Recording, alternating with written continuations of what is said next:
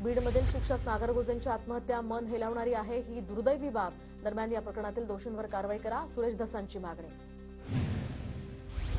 बीड संदर्भात खासदार सुप्रिया सुळे अमित शहांची भेट घेणार। बीडमध्ये परिस्थिती आधीपेक्षा आता थोडी सुधारली आहे, सुप्रिया सुळेंचं वक्तव्य। तर भेटीदरम्यान महादेव मुंडे, संतोष देशमुखांना न्याय मिळावा अशी मागणी करणार असल्याची सुद्धा प्रतिक्रिया।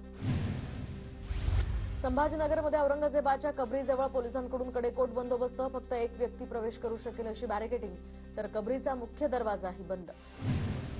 औरंगजेबाची कबर नष्ट करण्याची विजय शिवतारे यांची मागणी, तर शिवसेना नेते आमदार विजय शिवतारे यांची उपमुख्यमंत्री एकनाथ शिंदेंकडे पत्राद्वारे मागणी। 400 वर्षांपूर्वीची कबर खोदायला निघालेत। महाराष्ट्रातील 3000 शेतकऱ्यांच्या आत्महत्या दिसत नाहीत का?